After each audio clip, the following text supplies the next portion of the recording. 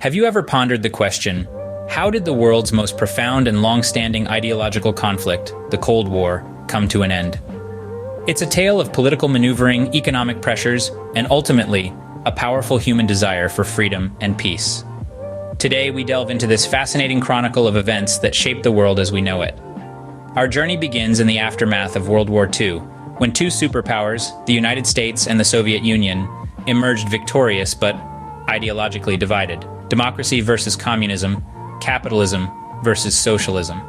These stark contrasts set the stage for a war not fought with weapons, but with words, diplomacy, and the threat of nuclear annihilation.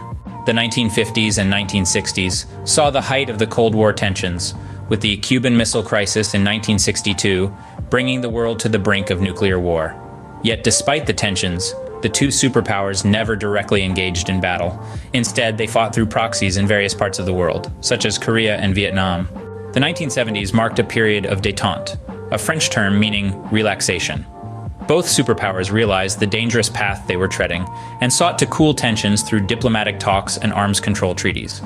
Yet this period of relative calm was not to last. In the 1980s, the Cold War took a dramatic turn. The Soviet Union, under immense economic strain and facing growing dissent at home, found it increasingly difficult to maintain its grip on Eastern Europe. Meanwhile, the United States, under the leadership of President Ronald Reagan, adopted a more aggressive stance against the Soviet Union, increasing military spending and pushing for a Star Wars missile defense system. The final chapter of the Cold War began with the ascension of Mikhail Gorbachev to power in the Soviet Union in 1985. Gorbachev introduced radical reforms known as perestroika and glasnost, aiming to modernize the Soviet economy and open up the society.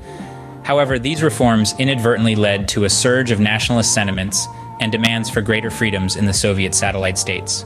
The fall of the Berlin Wall in 1989 symbolized the collapse of the Soviet Union's control over Eastern Europe. A year later, in 1990, Germany reunified, marking a significant blow to the Soviet Union. By the time the Soviet Union itself dissolved in December 1991, the Cold War had officially come to an end. In summary, the end of the Cold War was a complex process driven by various factors, from the ideological differences that sparked the conflict, to the proxy wars, the period of détente, the economic pressures on the Soviet Union, and the transformative leadership of Gorbachev. Each played a critical role in bringing this prolonged conflict to an end. The fall of the Berlin Wall and the subsequent dissolution of the Soviet Union marked the final chapters of this historical era. This fascinating journey through history serves as a reminder of the power of diplomacy, economic stability, and human desire for freedom. It's a testament to the fact that even the most protracted conflicts can find resolution, not through the devastation of war, but through dialogue, understanding, and the pursuit of common ground. Thank you for joining us on this exploration of the end of the Cold War. Until next time, remember, history is not just about the past, it's about understanding the world we live in today.